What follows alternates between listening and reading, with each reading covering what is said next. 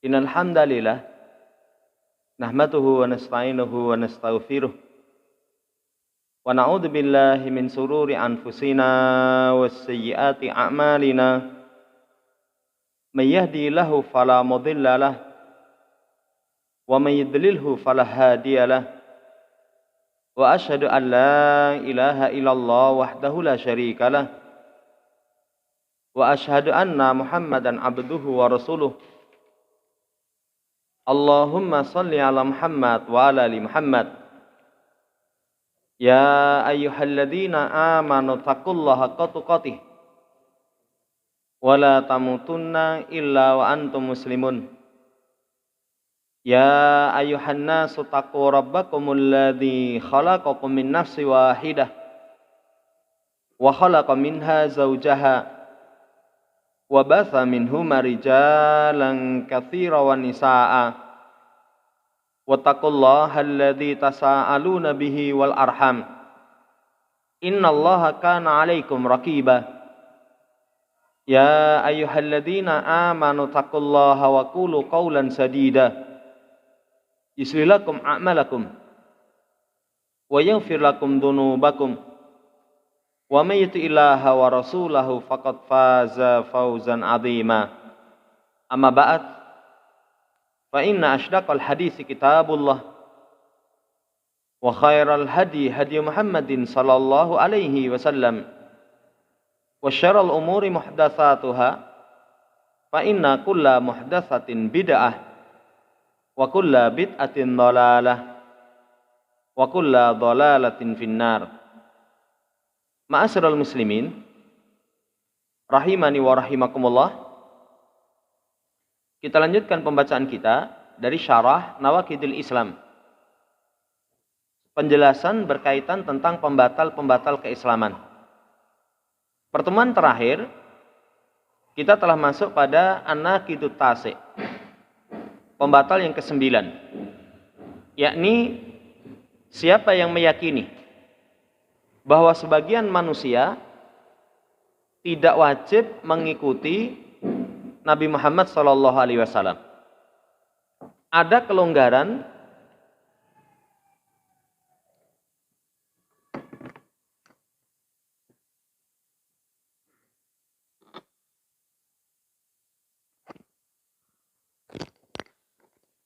ya.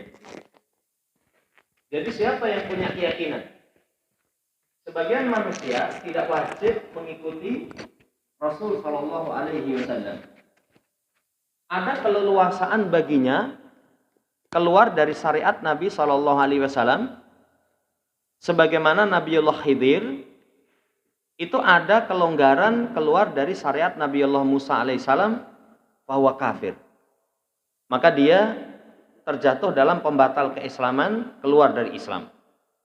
Saudara yang saya hormati, 3 permasalahan telah kita baca. Masuk pada permasalahan yang keempat di halaman khamisah wa thalathun ba'dal mi'ah 135, berkaitan tentang syubhatnya orang-orang sufi. Ketika orang sufi itu punya keyakinan ada keleluasaan keluar dari syariat Nabi kita Muhammad sallallahu alaihi wasallam. Jadi mereka itu punya keyakinan kalau sudah tingkatan hakikat, sudah tingkatan makrifat, itu ada kelonggaran untuk tidak mengikuti syariat Nabi Muhammad. Kalau masih kelasnya syariat, ya masih sholat. Jamaah hormati, alasan yang mereka pakai kisah Nabiullah Khidir ketika berjumpa dengan Nabiullah Musa alaihissalam. Kita lihat penjelasan pensyarah Al-mas'alatur rabi'ah, permasalahan yang keempat, ar-raddu ala subhati sufiyati fi annahu yasa'ahumul khuruju an syariati kama wasa'al hidru al-khuruja an syariati Musa alaihi salatu wassalam min wujuhin. Kata pensyarah bantahan kepada subhatnya orang sufi ketika mereka punya anggapan ada keleluasaan keluar dari syariat. Jadi ada kebebasan seseorang itu keluar dari syariat Nabi Muhammad SAW alasannya sebagaimana Khidir keluar dari syariat Nabiullah Musa alaihissalam. Saudara yang saya hormati, ada beberapa sisi bantahan. Ini pensyarah itu membawakan sampai mungkin 6 sisi. Ya, 6 sisi atau ya, sampai 6 sisi bantahannya. Bantahan yang pertama, anna Musa alaihissalam lam yakun mab'utsan ilal Khidir. Pertama, Musa itu tidak diutus kepada Khidir. Kan kalau nabi-nabi terdahulu itu diutus hanya sebatas kepada kaumnya. Khidir bukan termasuk kaum Nabiullah Musa alaihissalam. Ini bantahan yang pertama. Makanya wa makana alal Khidri ittiba'u Musa alaihissalam. Maka tidaklah ada keharusan bagi Khidir untuk mengikuti Musa alaihissalam. Karena Musa alaihissalam itu mab'utsan ila Bani Israil khasatan. Diutus hanya kalangan Bani Israel saja. Hanya dari kalangan Bani Israel saja. Apa dalil yang menunjukkan bahwasanya Musa itu hanya diutus kepada Bani Israel saja? Saudara yang saya hormati, dalilnya kita kisah Musa ketika bersama dengan Khidir alaihi wassalam. Ya. Ketika Musa ini mengucapkan salam kepada Khidir, qala lahul Khidir, maka ketika itu Khidir berkata setelah menjawab salamnya, Assalamualaikum, dijawab. Setelah itu, ya, Khidir pun berkata, Anni bi ardika salam, qala ana Musa Bani Israel. Sesungguhnya aku di bumimu, assalam. Kemudian Musa mengatakan, aku Musa Bani Israel. Di sini Musa mengatakan, aku Musa yang diutus kepada Bani Israel. Ini diriwayatkan Imam Bukhari Imam Muslim dari hadis Ibnu Abbas. Semoga Allah meridai keduanya. Lam menunjukkan bahwasannya Nabiullah Musa lam yakun. Menunjukkan bahwasannya Khidir annahu lam yakun min qaumihi. Bahwasannya Khidir itu bukan dari kaumnya Nabiullah Musa alaihissalam. Karena kalau misalkan Khidir itu termasuk kaumnya Nabiullah Musa, lama saghalahu an yab'ada anhu. Tidak diperbolehkan untuk menjauh dari Nabiullah Musa. Kan jauh tempatnya. Ya, kalau memang itu diutus, ya, termasuk padanya Khidir itu kaumnya Musa, tentu pasti Khidir malah mendekat. Tapi ini beliau menjauh. Saudara yang saya hormati, kadzalika la arafahu awalama yarahu wala lazimahu an yarhala ilaihi wa yu'minu bihi wa yaqifu ma'ahu. Demikian pula kalau misalkan Khidir itu sejak awal sudah tahu, oh, aku kaum Nabiullah Musa. Misalkan mengharuskan Khidir untuk berpindah ke tempatnya Musa. Beriman dengan risalah yang dibawa oleh Nabiullah Musa alaihissalam, kemudian tinggal bersama Nabiullah Musa. Mesti begitu. Tapi nyatanya enggak. Khidir malah menjauh. Kemudian syariatnya berbeda. Saudara yang saya hormati, demikian pula lama jazali Musa ayarhala ila Khidir wa yata'alamu minhu. Kalau memang Khidir itu kaum Nabiullah Musa, mana mungkin kok Musa diperbolehkan untuk datang kepada Khidir? Kan bukan Musa yang datang, Khidir yang datang. Kalau memang Khidir itu kaumnya, bukan malah belajar dari Nabiullah Khidir. Fa kaifa yakunu nabiyan ay Musa wa yata'allamu min ahadin min qaumihi. Ini pertanyaan yang lebih jelas lagi. Saudara yang saya hormati, bagaimana mungkin seorang nabi Musa alaihissalam? Musa itu bukan hanya nabi tapi rasul. Bukan hanya rasul tapi ulul azmi minar rusul. Seorang rasul yang memiliki azam yang kuat, yang istimewa, yang itu hanya dicapai oleh Nuh, Musa, Ibrahim, ya, Isa, Nabi kita Muhammad sallallahu alaihi wasallam.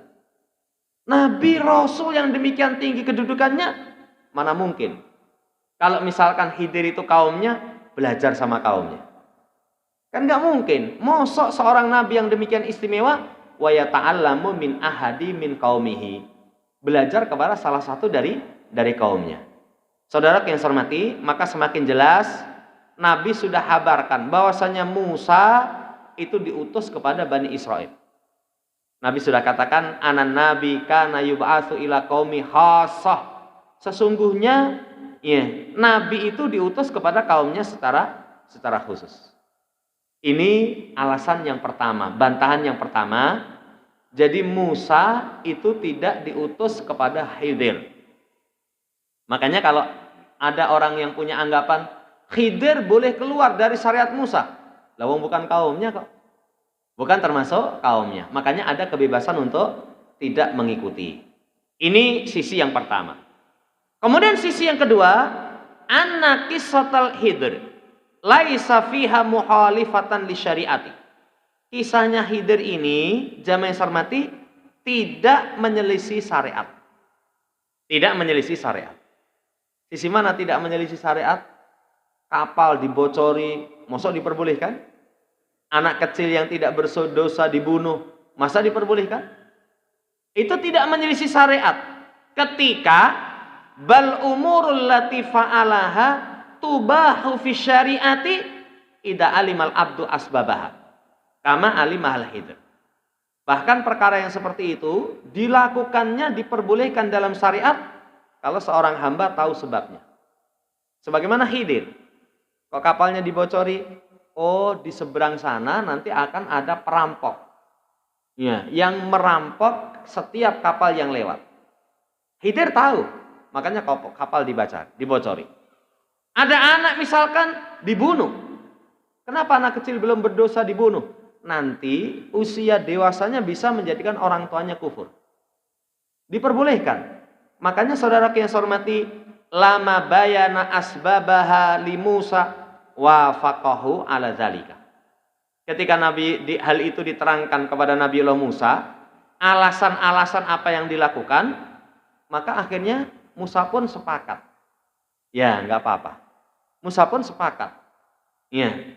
Jamaah yang saya hormati, kalau menyelisih syariat, nggak mungkin Musa sepakat. Ini alasannya yang kedua.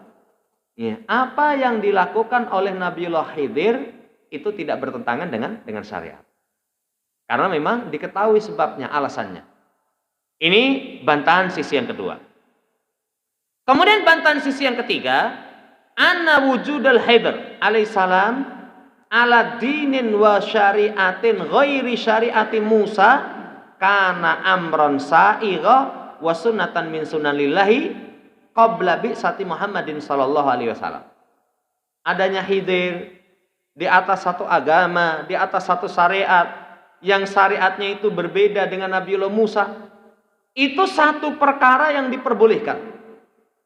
Ya. Di antara sunnah dari sunnah Allah sebelum diutusnya Nabi kita Muhammad sallallahu alaihi wasallam. Kan setiap utusan zaman dahulu diutus kepada kaumnya. Berarti mungkin saja syariatnya kaum ini berbeda dengan syariat kaum ini. Itu mungkin saja. Kalau sekarang, setelah diutusnya Nabi kita Muhammad SAW, kemarin sudah disampaikan hadisnya.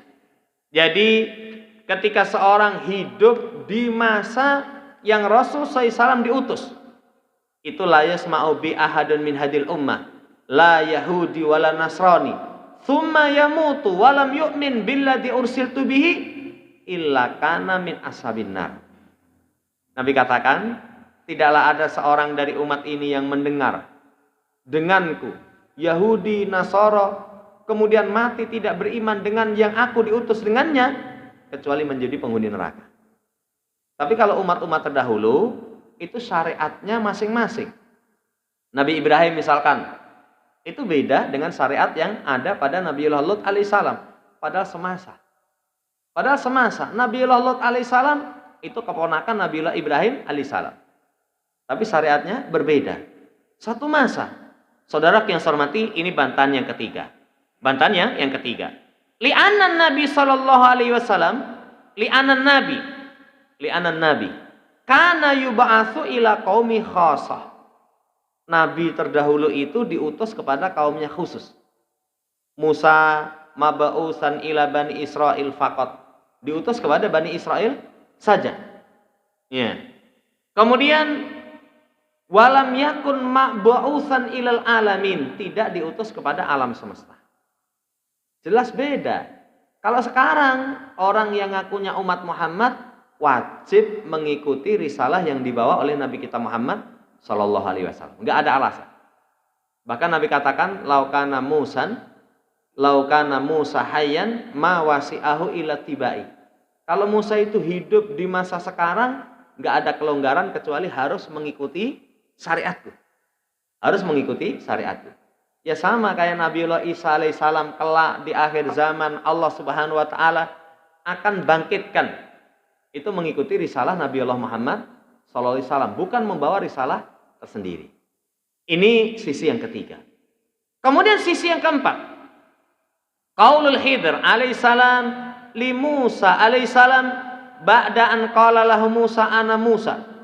Qala al-Khidru Musa bani Israil dalla ala anna Musa alaihissalam lam ya'ril Khidr. Wal Khidru lam yakun ya'rifu Musa. Sisi yang keempat, ucapan Khidir. Ya, ucapan Khidir kepada Musa alaihissalam setelah Musa berkata, aku Musa. Apa jawaban Khidir? Musa bani Israil. Menunjukkan Musa itu, oh Musa yang mana ini? Musa bani Israil. Menunjukkan bahwasannya Musa tidak kenal Khidir. Menunjukkan bahwasannya Khidir sebelumnya juga tidak kenal Musa. Kalau sekiranya Khidir itu wahidan min afrodi ummati Musa alaihissalam, lawajaba alaihi an yabahasa anhu. Kalau sekiranya Nabiullah Khidir itu salah satu dari pribadi umat Nabiullah Musa alaihissalam, berarti kan wajib untuk mencari tahu mana Musa. Nabi Musa itu mana? Saya akan cari, saya akan beriman. Kan konsekuensinya seperti itu. Kemudian wayattabi'uddina qabla hadil hadisah. Mengikuti agama Nabiullah Musa sebelum kejadian ini. Dan setelahnya nanti mengikuti terus. Kan konsekuensinya seperti itu. Sisi bantahan yang keempat. Wallahu ta'ala. Kemudian sisi bantahan yang kelima, annama fa'alal Khidr alaihissalam innama huwa min tariqil wahyi alladhi auhahu ilaihillahu jalla dzikru laisa huwa mujarradu khayal wala ilham. Ini yang kelima, ini penting sekali ini. Apa yang dilakukan Khidir alaihissalam itu hanya dilakukan lewat jalan wahyu yang Allah wahyukan kepadanya. Jadi beliau lakukan itu, ada kapal dibocori, ada anak kecil dibunuh. Ya. Itu semua dilakukan dari jalan wahyu. Dari jalan wahyu. Saudara yang saya hormati, bukan semata hayalan, bukan semata ilham. Lah kalau dipakai dalil nggak bisa. Apa sekarang kita boleh? Ya, ada anak kecil pateni wae. Nanti bikin orang tuanya menjadi kufur. Tidak diperbolehkan. Kenapa? Kita nggak mungkin bisa mendapatkan wahyu. Setelah diutus Nabi kita Muhammad SAW, sudah tidak turun wahyu, terputus. Ya. Bukan dengan jalan khayalan, tidak pula dengan jalan ilham. Li'anna mujarrada qatlin nafsi la yajuzu bihalin bimujarradidon. Karena semata membunuh jiwa itu nggak diperbolehkan. Nggak diperbolehkan. Apalagi hanya semata prasangka saja. Engkau nyeret orang tuanya jadi kufur, patah ini, nggak boleh. Hanya sekedar prasangka. Saudara yang saya hormati, dalil yang menunjukkan itu wahyu, lihat di surat Al-Kahfi. Wa ma fa'altuhu an amri. Tidaklah aku lakukan itu atas perkaraku. Bukan nuruti keinginan saya sendiri.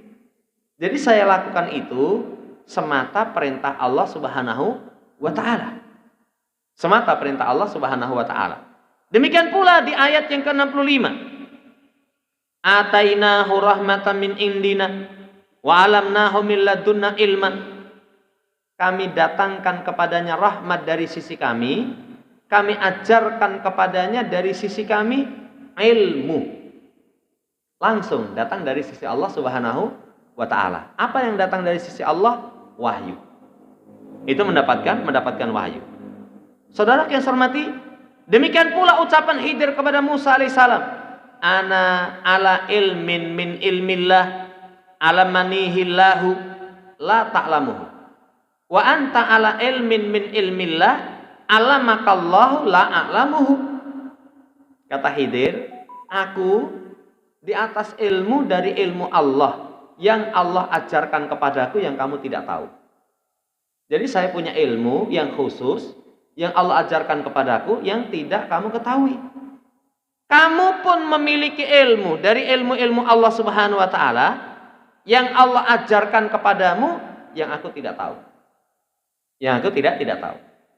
Ini alasan kenapa Khidir ada kelonggaran keluar dari syariat Nabi Muhammad SAW, dari Nabi Musa alaihissalam, karena memang Khidir mendapatkan wahyu tersendiri. Ya, ilmunya tersendiri berbeda dengan ilmunya Musa. Musa memiliki ilmu tersendiri berbeda dengan ilmunya Khidir. Ini wallahu ta'ala alam. Saudara yang saya hormati, adapun kalau di masa sekarang, ya, kalau di masa sekarang wal wahyu qad inqata'a bimautin Nabi sallallahu alaihi wasallam kama sabata fil ahadisi.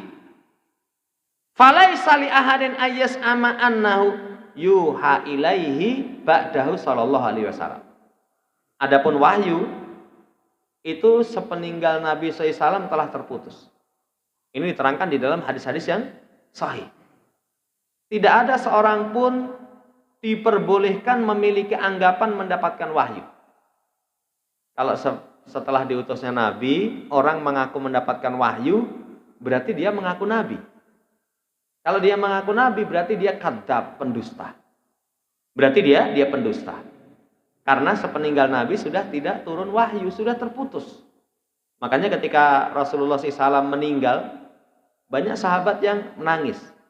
Salah satu menangis itu terputusnya wahyu, terputus kebaikan-kebaikan. Ya, wahyu sudah terhenti. Wallahu ta'ala alam. Ini sisi yang kelima.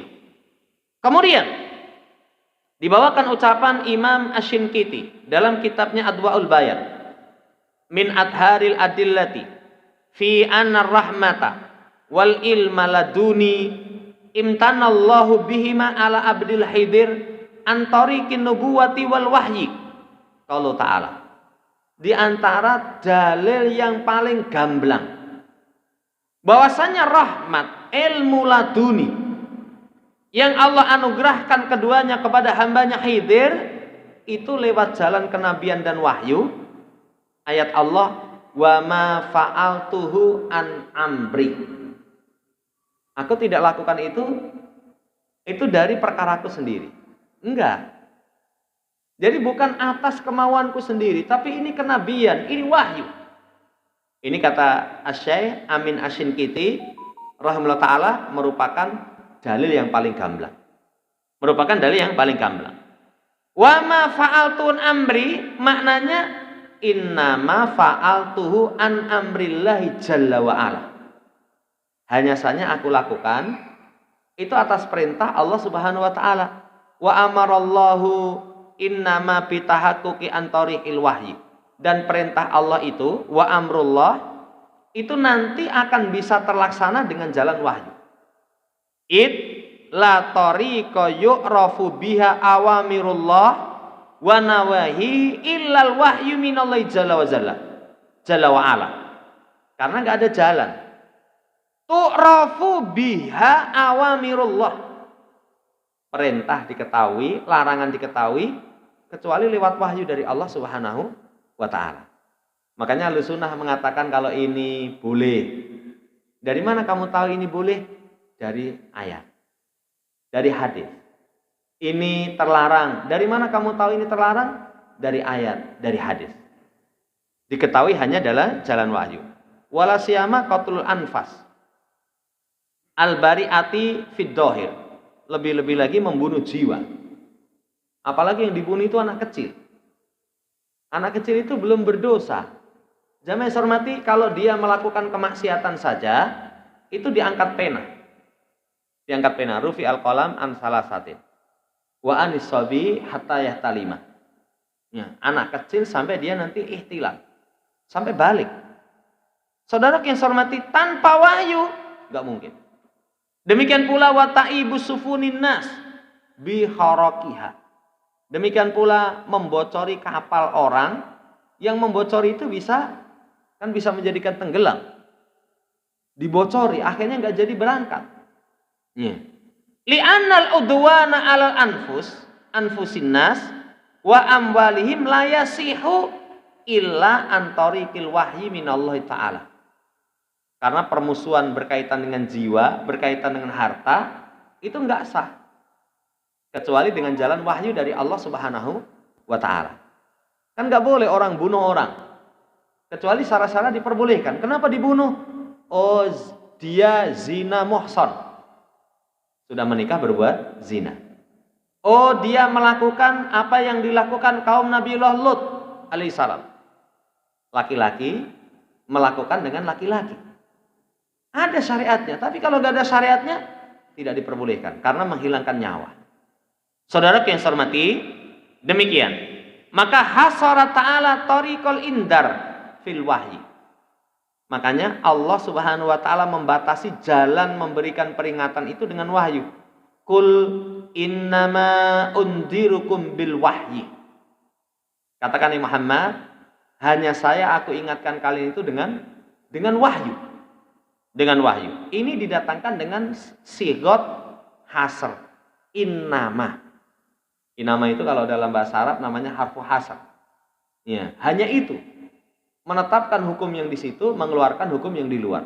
Hanya itu. Jadi aku peringatkan kalian hanya dengan wahyu. Hanya dengan wahyu. Ini bantahan yang kelima. Kemudian ada sebuah lagi. Ya.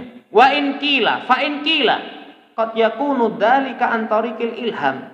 Lu kan bisa tidak lewat wahyu tapi lewat ilham. Ya, apa jawabannya? Anal muqarrara fil usul. Anal ilham minal auliya la yajuzu al istidlalu bihi ala syai'. Ya, ini diakui, ditetapkan dalam kaidah-kaidah usul. Ilham dari para wali itu tidak diperbolehkan dipakai untuk pendalilan sedikit pun, nggak boleh. Kalau ada seorang wali misalkan, saya dapat ilham supaya melaksanakan sholat subuh 3 rakaat, dapat ilham, nggak bisa dipakai untuk pendalilan, tidak bisa dipakai untuk pendalilan. Ya, li adamil asamah, karena sudah tidak terjaga, tidak terjaga. Lah nanti kalau begitu orang bikin syariat seenaknya sendiri. Ya, dengan anggapan ini wahyu. Enggak, kalau wahyu nanti berarti mengaku nabi. Kalau mengaku nabi berarti pendusta. Ini ilham. Allah Subhanahu wa taala menghilangkan dalam jiwaku. Orang nanti bebas membikin syariat. Li adamil asamah. Pertama, itu tidak terjaga. Wa adami dalil ala istidlali bihi. Enggak ada dalil. Kalau ilham itu dipakai dalil, enggak ada. Ya. Bal li wujudi dalil ala adami jawazil istidlali bihi. Bahkan dalil yang ada itu malah tidak memperbolehkan. Tidak memperbolehkan. Orang dapat ilham enggak bisa dipakai patokan syariat. Ya, mimpi pun juga begitu kok. Saya bermimpi misalkan membaca zikir ini, ada enggak hadisnya? Kalau enggak ada, enggak bisa diamalkan. Enggak bisa diamalkan, hanya semata bersandar kepada mimpi. Wa ma yas'amuhu ba'dul mutasawwiwati min jawazil amali bil ilham fi haqqil mulham duna ghairihi wa ma yas'amuhu ba'dul jabriyah aidan minal ihtijaj bil ilham fi haqqil mulham wa ghairihi ja'ilina ilham kal wahyi al masmu mustadlilina bidhahiri qouli ta'ala. Nah, ini di antara alasannya, saudara yang saya hormati, sebagian orang sufi itu punya anggapan boleh mengamalkan ilham, tapi hanya khusus orang yang dikasih ilham. Jadi kalau orang dikasih ilham, misalkan kamu nggak sholat, boleh bagi dia. Itu anggapan orang sufi. Demikian pula anggapan sebagian Jabriyah. Mereka berhujjah ilham itu khusus berkaitan dengan orang yang mendapatkan ilham. Ya. Itu hakul mulham dan selainnya, mereka jadikan ilham itu seperti wahyu yang didengar. yang didengar. Sebagaimana dalam ayat faman yuridillahu ayyahdiyahu yashrah sadrahu lil Islam. Alasannya siapa yang Allah kehendaki itu nanti Allah akan berikan hidayah kepadanya untuk lapang dadanya menerima Islam. Ini kan ilham, bukan wahyu. Oh, berarti kalau dada diberikan kelapangan, Allah berikan hidayah ke dalam dadanya, itu berarti sebagai dalil. Saudara yang saya hormati, kulluhu batilun, semuanya batil. Semuanya batil. La yu'awwalu alaihi, tidak dipercaya atasnya. Enggak bisa dipercaya. Li adami itidadihi bidalil, karena memang tidak ada penguat dari dalil. Kalau ilham itu bisa diamalkan, coba mana dalilnya? Ada dalil dari Quran, dari hadis? Tidak. Yang kedua, ghairul maksum, la siqata bihawatirihi. Enggak maksum, kemudian tidak kuat dengan lintasan-lintasannya. Kan cuma bisikan-bisikan dalam hati. Tenanan pora iki. Saudara yang saya hormati, ini dua alasan. Jadi pertama tidak ada penguat dalilnya, yang kedua namanya ilham tidak maksum. Tidak maksum, bisikan-bisikan dalam hati tidak maksum. Wallahu ta'ala. Li'annahu la ya'manu min dasisati syaitan wa qad duminat al-hidayah fi tiba'i syarr. Karena tidak ada jaminan keamanan dari tipu daya syaitan. Ternyata itu bukan dari Allah, sing bisiki di telingamu, di hatimu, itu ternyata syaitan. Gak merasa aman dari itu. Ya. Sementara hidayah itu dijamin hanya dengan mengikuti syariat. Kalau Quran jelas. Inna nahnu nazalna dzikra wa inna lahu lahafidun. Sesungguhnya kami yang menurunkan Al-Quran, kami pula yang menjaga. Allah jamin menjaga. Allah jamin menjaga. Dan hadis Nabi SAW itu pun juga terjamin penjagaannya. Allah Ta'ala. Saudara yang saya hormati, walam tutman fitiba'il khawatiri wal ilhamat. Tapi kalau mengikuti lintasan-lintasan, besitan-besitan dalam hati dan pikiran, ilham-ilham, nggak ada jaminan. Tapi kalau Quran hadis sudah ada jaminannya. Bahkan Nabi sendiri SAW katakan, taraktu fikum syai'aini lan tadilu ba'dahuma kitaballah wa sunnati. Aku tinggalkan kepada kalian dua perkara yang kalian gak akan sesat selamanya ketika kalian mengikuti kitab Allah dan sunnah. Gamblang. Ini sisi bantahan yang kelima. Kemudian sisi bantahan yang keenam. Apa yang disampaikan oleh Syaikhul Islam Ibnu Taimiyah? Kata beliau, qad ulima bil ittirari min dinil Islam anna risalata Muhammadin sallallahu alaihi wasallam li jami'in nasi arabihim wa ajamihim wa mulukihim wa zuhadihim wa ulamaihim wa ammatihim. Kata beliau, sungguh telah diketahui dengan ittirar min dinil Islam, sesuatu yang pasti dari agama Islam. Kalau sudah disebut sesuatu yang pasti dari agama Islam, itu orang nggak perlu tanya dalilnya mana. Kalau dia ngaku muslim, pasti paham. Kayak sholat. Kenapa duhur 4 rakaat? Itu namanya daruratu min dinil Islam. Orang sudah maklum. Karena sejak zaman dahulu, namanya sholat, itu disaksikan oleh kaum muslimin turun-temurun. Ya sudah, duhur 4 rakaat, subuh 2 rakaat. Bulan Ramadan puasa, itu daruratu min dinil Islam. Babi haram, minuman keras haram, itu sudah jelas. Masuk padanya, saudara yang saya hormati, termasuk perkara yang diketahui bil ittirar min dinil Islam, risalah Muhammad bin Abdullah sallallahu alaihi wasallam. Itu kepada seluruh manusia. Bangsa Arab, ajamnya. Jadi termasuk kita, ini ada kewajiban mengikuti beliau sallallahu alaihi wasallam. Kalau orang mengatakan mosok risalah yang hanya diberlakukan di tanah Arab dibawa ke negeri yang lain. Zaman dahulu sudah ya lama sekali, mosok dibawa sekarang. Keliru. Beliau diutus itu kepada seluruh manusia. Arabnya, ajamnya, rajanya, kemudian orang zuhudnya. Ya, rajanya orang-orang yang hidup kekurangan. ulamanya, awamnya. Ini yang pertama. Yang kedua, annaha baqiyatun daimatun ila yaumil qiyamah. Yang kedua, risalah beliau itu terus ada sampai hari kiamat. Nabi katakan wa bu'istu ilan nasi amatan ila yaumil qiyamah. Oh kama qala sallallahu. Aku diutus kepada seluruh manusia sampai hari kiamat. Sampai hari kiamat. Bal amatus saqalain. Yang ketiga, saudaraku yang saya hormati, bukan hanya kepada manusia. Bahkan beliau diutus itu kepada saqalain. Saqalain itu kepada jin dan manusia. Makanya jin itu ada yang seperti manusia, ada yang taat, ada yang maksiat, ada yang baik, ada yang buruk. Sama seperti manusia. Wa annahu laisa li ahadin minal khalaiqi al-huruju an mutaba'atihi wa ta'atihi wal mulazamatihi. Yang keempat sekarang. Bahwasanya enggak ada seorang pun dari makhluk kelonggaran keluar.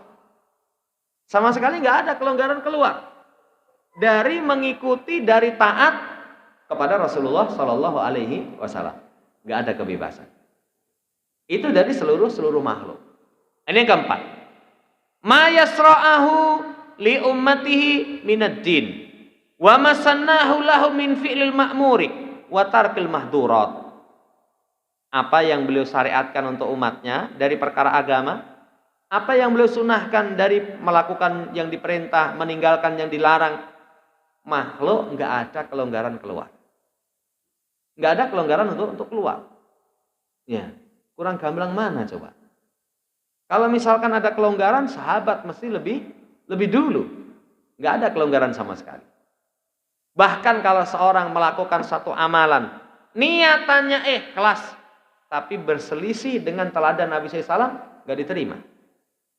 Contoh yang paling terkenal berkaitan tentang seorang yang menyembelih ikhlas karena Allah, nggak nyentuh Nabi. Sembelihan teladan Nabi itu setelah sholat. Ada sahabat yang ketika itu tulus karena Allah, tapi belum sholat sudah menyembelih. Maka begitu Nabi melihat sembelihan sudah disembelih, tidak menteladani Nabi, kata Nabi, ulangi sembelihan. Tidak sah. Ini sekelas sahabat. Lalu orang sekarang yang umat akhir zaman mengaku ada kelonggaran untuk keluar dari ketaatan kepada Rasulullah Shallallahu Alaihi Wasallam. Sangat jauh. Al-mutaqaddimun qabla ya la wajaba alaihi mutaba'atahu wa mutawa'atahu. Bahkan kalau sekiranya nabi-nabi terdahulu itu sebelum Nabi kita Muhammad hidup, masa sekarang masih hidup, wajib mengikuti beliau. Tadi kita baca hadisnya laukana Musa hayyan ma wasi'ahu ila tibai. Kalau Musa di masa sekarang itu hidup, nggak ada kelonggaran kecuali harus mengikutiku. Nggak ada kelonggaran kecuali harus mengikutiku. Sampai dalam hadis Isa di akhir zaman Allah Subhanahu wa taala akan bangkitkan. Tapi apa membawa risalah tersendiri? Enggak. Mengikuti risalah yang dibawa oleh Nabi kita Muhammad sallallahu alaihi wasallam, mematahkan palang salib. Wallahu ta'ala. Kemudian dibawakan ayat wa id ahadallahu mitsaqan nabiyyin lama ataitukum min kitab wa hikmah tsumma ja'akum rasulun musaddiqul lima ma'akum la tu'minun nabihi walatan surunnahu qala aqrartum wa akhadtum ala dzalikum isri qalu aqrarna qala fashhadu wa ana ma'akum minasyahidin. Kata Allah Subhanahu wa taala, dan ketika Allah mengambil janji dari para nabi, tatkala aku datangkan kepada kalian dari kitab dan hikmah, kemudian datang kepada kalian utusan membenarkan pada apa yang bersama kalian. Apakah sungguh-sungguh kalian beriman dengannya? Sungguh-sungguh kalian akan menolongnya? Qala, a'aqrartum wa akhadtum ala dzalikum isri? Apakah kalian akui? Kemudian kalian, saudaraku yang saya hormati, atas perjanjian ini kalian juga ambil? Kalian ambil dengan kuat?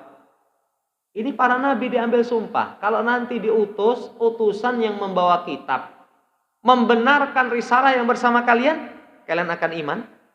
Kalian akan ambil pegang teguh janji ini dengan kuat? Apa jawabannya? Akrarna, kami akui ya Allah.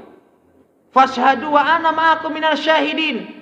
Maka persaksikan bahwasanya aku bersama kalian termasuk orang-orang yang bersaksi. Ini nabi, para nabi. Kalau nanti di akhir zaman diutus, misalkan hidup di akhir zaman menjumpai Nabi kita Muhammad SAW, mereka pun mengikuti risalah yang dibawa oleh Nabi Muhammad SAW. Lihat ucapan Imam Abbas, ma ba'asallahu nabiyan illa ahada alaihi mitsaq. Tidaklah Allah utus seorang nabi kecuali Allah ambil janji. Lain bu'isa Muhammadun sallallahu wa huwa hayyun. Kalau misalkan Nabi Muhammad diutus, nabi itu masih hidup, mereka akan beriman, mereka akan memberikan pertolongan. Dan Allah perintahkan supaya janji ini dipegang dengan kuat. Ya, atas umatnya. Kalau Nabi Muhammad diutus, Nabi ini masih hidup, mereka akan beriman, mereka akan menolong. Saudara yang saya hormati, menunjukkan kepada kita, para Nabi pun tidak ada kelonggaran. Keluar dari syariat Nabi kita Muhammad SAW. Kalau hidup di masa sekarang. Ini 6 bantahan, jadi sangat gamblang. Makanya orang kalau ingin mendapatkan kemuliaan di sisi Allah, orang aneh-aneh. Kan sekarang itu di masa sekarang, orang pengen jadi wali. Kelakuannya aneh-aneh. Biasanya kalau wali itu sudah sufi, mimpi, khurafat, hayalan. Nggak lepas dari itu. Kalau nggak mimpi, hayalan, kalau nggak hayalan, khurafat. Ya di negeri kita itu ada dokter siapa itu. Itu sekarang mulai nyeleneh. Ya, sing dibahas-bahas mulai Nabi Khidir. Katanya Nabi Khidir itu merupakan pimpinannya para wali, masih hidup. Ya nanti, ya ujung-ujungnya supaya ada kelonggaran keluar dari syariat Nabi Muhammad SAW. Allah Ta'ala alam, ini yang bisa kita baca. Semoga Allah Subhanahu Wa Ta'ala hindarkan kita dari segala bentuk penyimpangan akidah. Insya Allah pertemuan yang akan datang kita akan lanjut pada masalah yang kelima, dan ini masalah yang terakhir. Subhanakallahumma rabbana bihamdika asyhadu an la ilaha illa anta astaghfiruka wa atubu ilaik. Assalamualaikum warahmatullahi wabarakatuh.